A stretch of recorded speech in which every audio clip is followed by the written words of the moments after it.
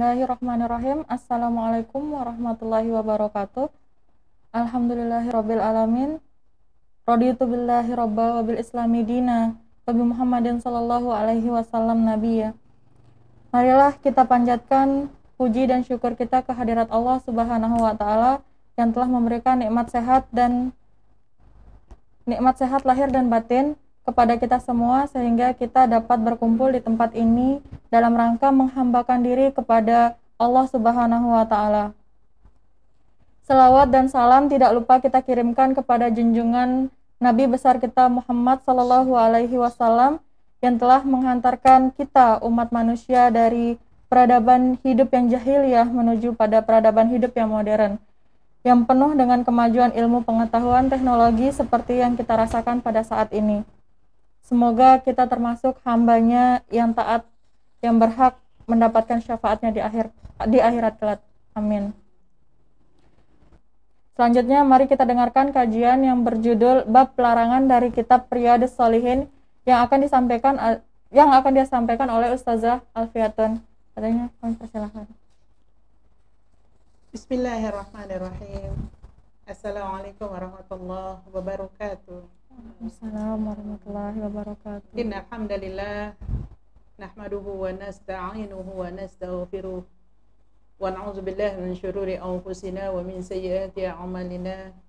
May yahdihillahu fala mudilla lahu wa may yudlilhu fala hadiya lahu. Asyhadu an la ilaha illallah wahdahu la syarika lahu wa asyhadu anna Muhammadan abduhu wa rasuluh. Allahumma shalli wa sallim ala nabiyyina wa ala alihi wa sahbihi ajma'in. Raditu billahi rabba wa bil islami dina wa bi Muhammadin nabiyya rasula. Rabbi zidni ilma warzuqni fahma. Jamaah rahimahumullah, mari senantiasa bersyukur kehadirat Allah Subhanahu wa taala atas limpahan rahmat karunia Allah, dimudahkannya kita untuk bermajlis, dimudahkannya kita oleh Allah untuk duduk sejenak dalam majlis ilmu, mendekatkan diri kita kepada Allah Subhanahu wa taala. Mari senantiasa bersyukur kepada Allah atas nikmat iman dan Islam yang telah diberikan oleh Allah, dikaruniakan oleh Allah kepada kita. Dan kita bermohon kepada Allah, semoga Allah menjadikan dua nikmat besar ini, nikmat Islam dan iman, kepada diri kita dan saudara-saudara kita, kaum muslimin dan muslimat, anak cucu keturunan kita, tetap mendapat nikmat Islam dan iman ini hingga sakaratul maut menjemput kita. Salawat serta salam semoga selalu tercurahkan kepada junjungan kita Nabi Muhammad sallallahu alaihi wasallam.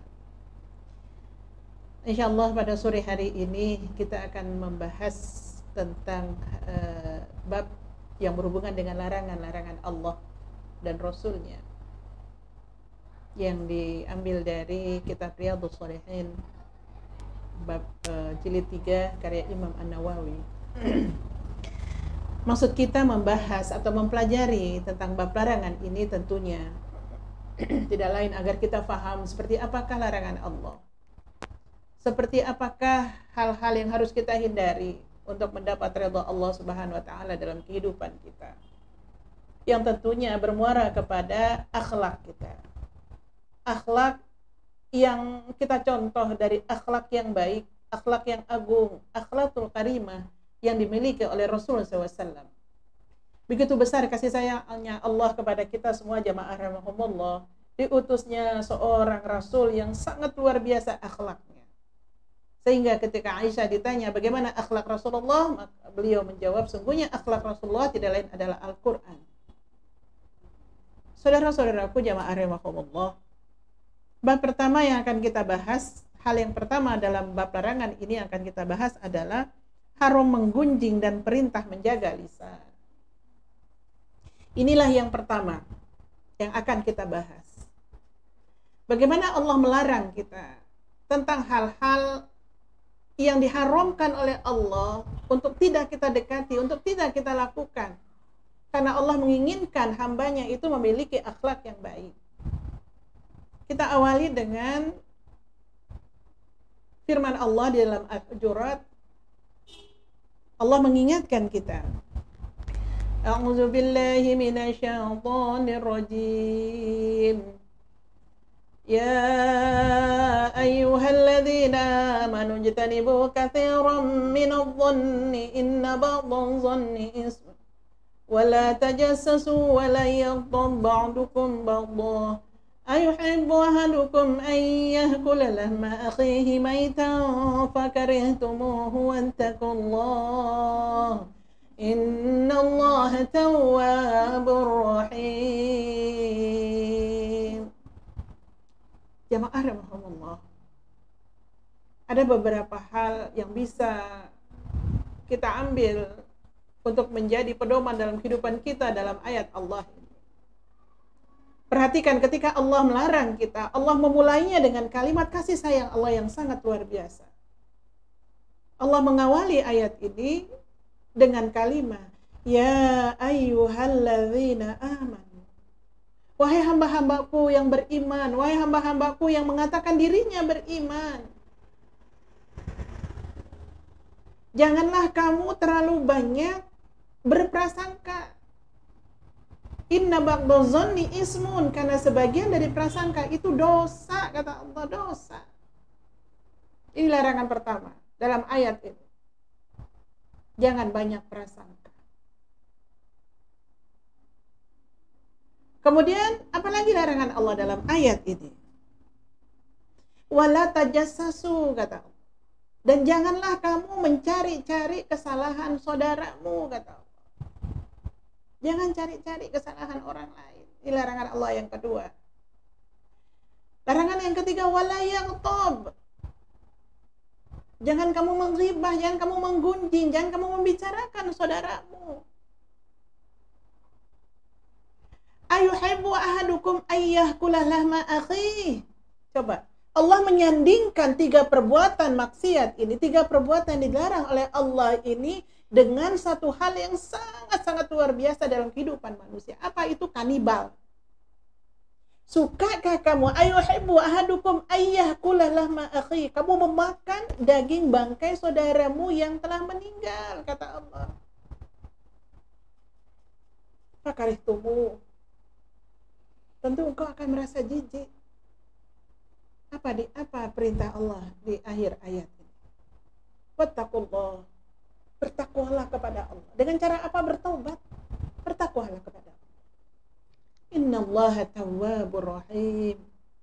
Sungguhnya Allah menyukai orang-orang yang bertaubat dan Allah Maha Penyayang.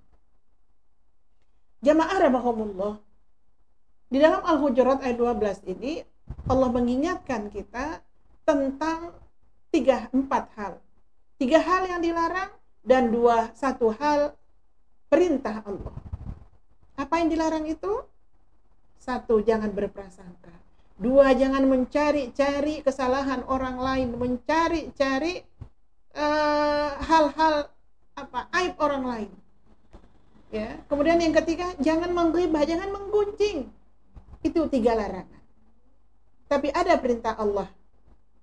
Karena kasih sayangnya Allah, ketika Allah melarang ketiga hal ini, kemudian Allah perintahkan kita untuk bertobat sebagai bentuk ketakwaan kita kepada Allah. Apa kata Allah? Wattaqullah, bertakwalah kepada Allah.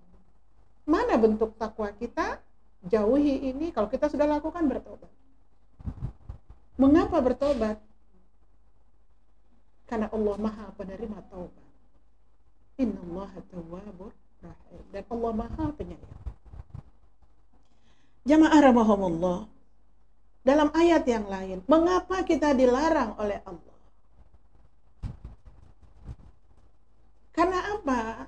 Kalau kita mengingat hari akhir, ada yang hendak dibuktikan oleh Allah kepada kita manusia yang sudah melakukan maksiat dan dosa. Mengapa tidak boleh? Mana larangan Allah? Di dalam Al-Isra, dan janganlah kamu mengikuti sesuatu yang tidak kamu ketahui. Jangan, kata Allah. Yang kamu tidak tahu apa-apa tuh jangan. Asal nge-share saja. Asal ngomong saja. Jangan, kata Allah.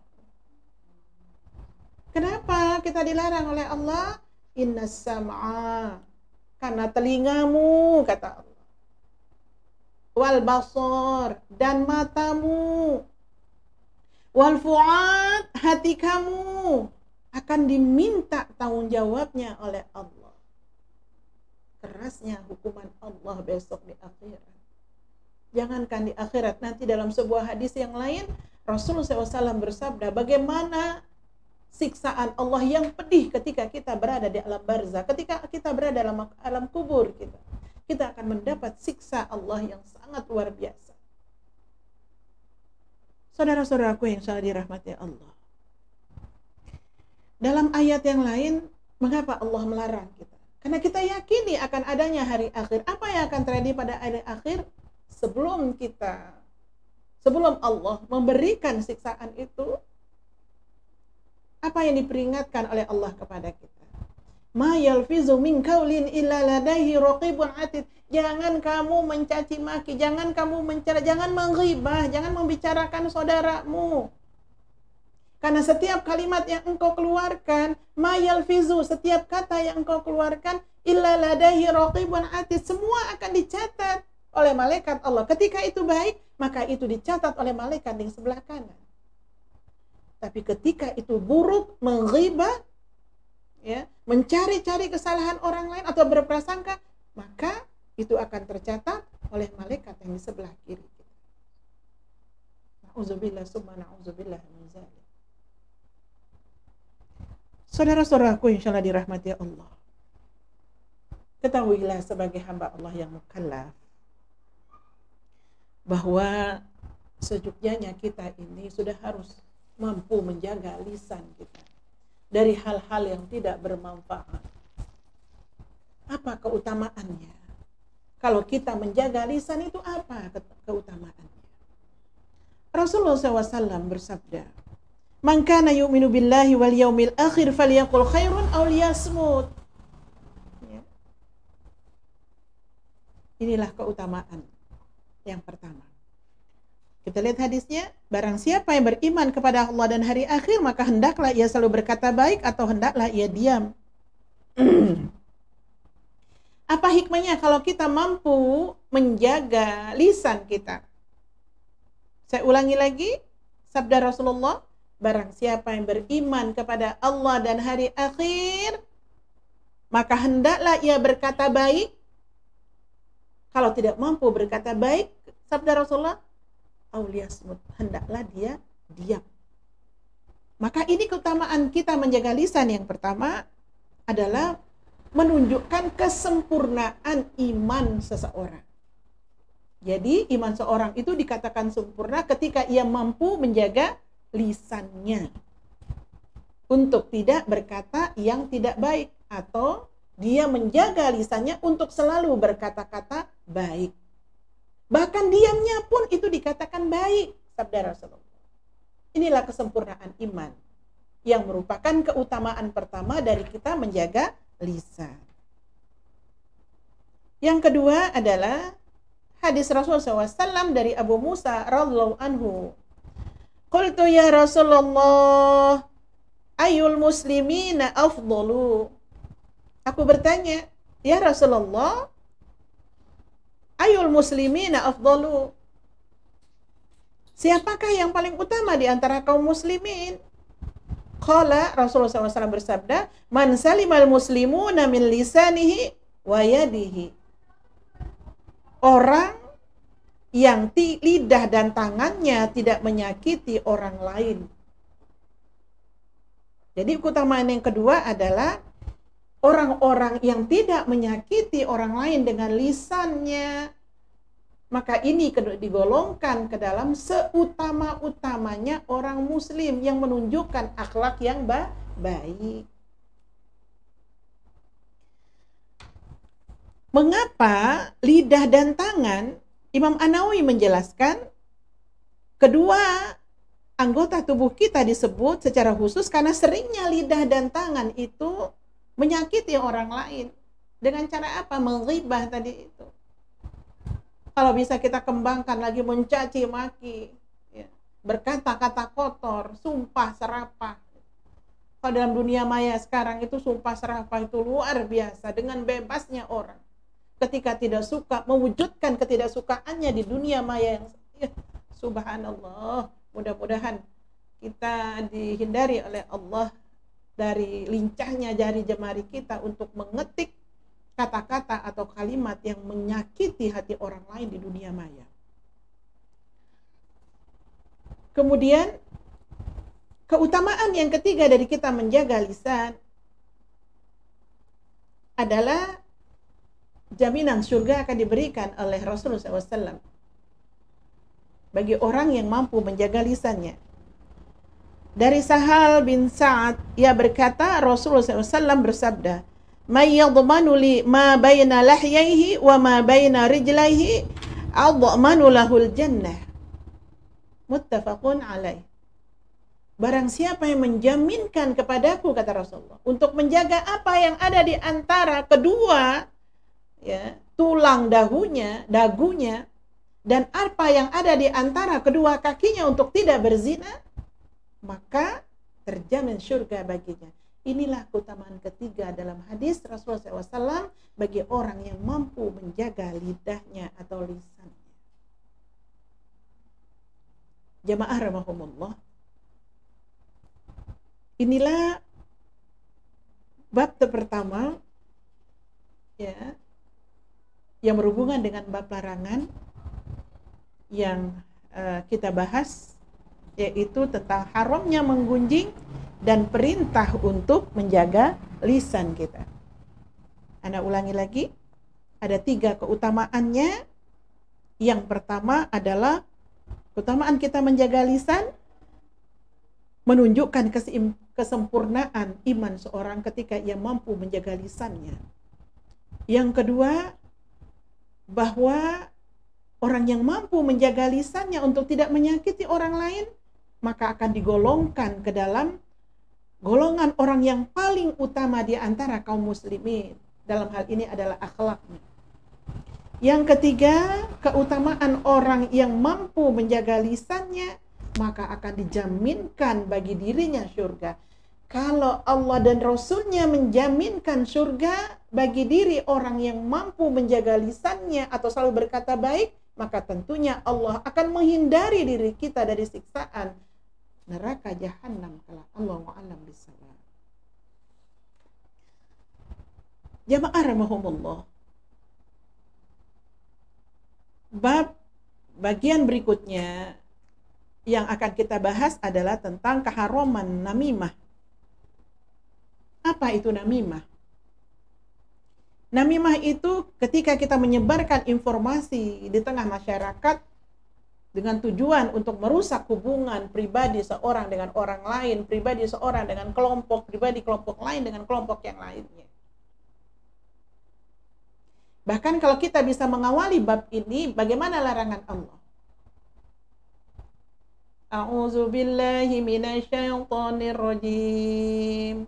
Ya ayyuhalladzina amanu la yaskhar qaumun min qaumin asa an yakuna khairan minhum wala nisa'un min nisa'in asa an yakunna khairan minhunna wala talmizu anfusakum wala tanabazu bil alqab bi'sal ismul fusuqu ba'dal iman wa man lam yatub fa ulaika humul zalimun.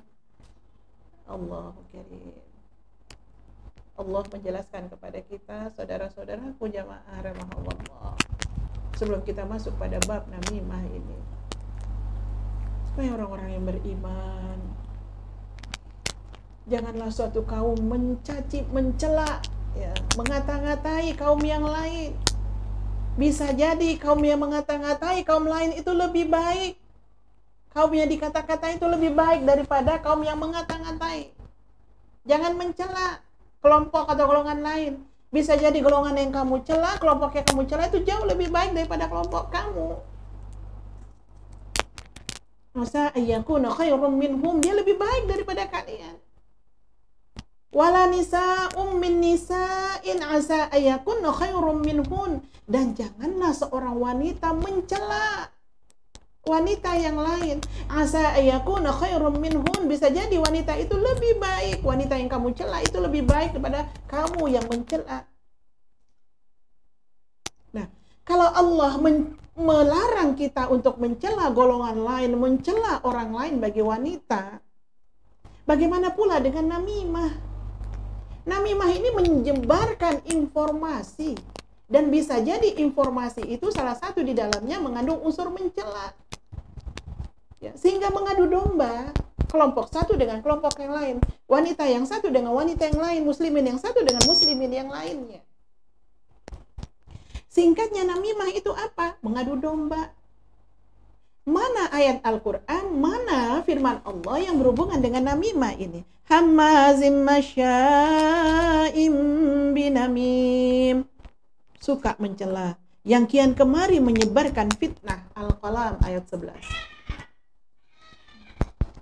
Kalau kita hubungkan lagi dengan ayat sebelumnya di surat Qaf ayat 18, ma yalfizu min qaulin illa ladayhi raqibun atid. Jangan kamu mencela, kata Allah. Jangan kamu menghina, jangan kamu menggibah, jangan kamu mencaci maki, jangan mengeluarkan kata-kata yang jelek. Bukan kama yalfizu min qaulin, setiap kata yang kamu keluarkan akan dicatat dengan sempurna oleh malaikat raqibun atid. Apa keutamaan kita untuk menjaga diri kita dari namimah ini? Rasulullah SAW bersabda, la yadkhulul jannah nammamun. Mengapa kita harus mencegah diri kita dari perbuatan namimah ini? La yadkhulul jannah, nggak akan masuk surga, nggak akan masuk surga orang yang namimah itu, nammamun. Orang yang suka mengadu domba dengan menghalalkannya. Orang sudah tahu kalau namimah itu adalah buruk, kalau namimah itu maksiat. Kemudian dia menghalalkan dengan cara apa? Terus saja mengadu domba manusia dengan cara langsung maupun dengan menggunakan medianya. Update statusnya, di story-nya, ya. Mencela orang lain, ya, mengadu domba kelompok lain. Maka orang inilah, apabila seorang melakukan adu domba sebagai perbuatan maksiat, maka la yadkhulul jannah, ia tidak akan masuk surga. Yang kedua keutamaannya,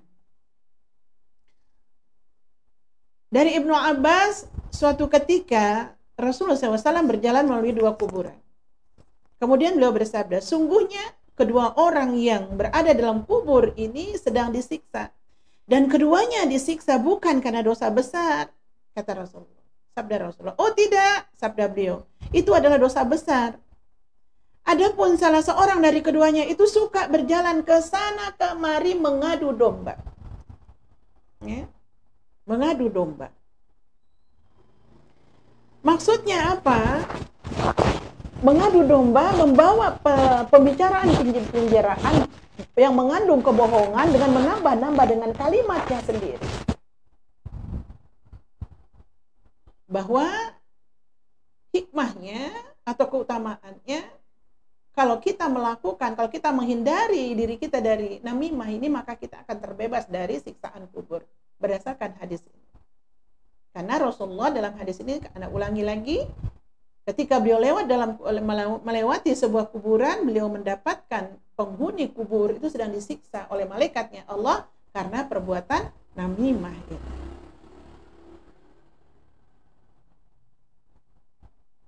Saudara-saudaraku insyaallah dirahmati Allah, inilah dua hal dalam yang perlu Anda sampaikan untuk mengawali bab larangan ini pada kitab Riyadhus Shalihin. Mungkin setelah ini ada tanya jawab, Anda persilahkan. Mudah-mudahan setiap pertanyaan bisa dijawab. Tentunya jawaban itu bersumber dari Al-Quran dan Al-Hadis. Allahu a'lam bishawab. Demikianlah kajian kita, kajian awal kita untuk bab larangan, dua hal yang ada dalam bab larangan ini. Semoga apa yang Anda sampaikan itu bermanfaat. Semoga kita digolongkan oleh Allah ke dalam orang-orang yang mampu istiqomah untuk menjaga lisan kita dan terhindar kita dari siksa kubur maupun siksa Allah di hari akhir nanti. kita akhiri kajian kita dengan membaca kafaratul majlis. Subhanakallahumma wa bihamdika asyhadu an la ilaha illa anta astaghfiruka wa atubu ilaik. Nasrun minallahi wa fathun qarib wa basyiril mu'minin. Assalamualaikum warahmatullahi wabarakatuh. Waalaikumsalam warahmatullahi wabarakatuh. Alhamdulillah, semoga ilmu yang telah disampaikan bermanfaat. Terima kasih untuk Ustazah telah berkenan berbagi ilmu. Barakallahu fiik. Dan kepada peserta kajian, terima kasih telah mengikuti kajian online yang diadakan oleh Tahajud Call Community. Sampai ketemu lagi di kajian yang berikutnya. Mohon maaf atas segala kekurangan yang ada. Kita akhir dengan doa kafaratul majlis. Subhanakallahumma bihamdika asyhadu an la ilaha illa anta astaghfiruka wa atubu ilaik. Assalamualaikum warahmatullahi wabarakatuh.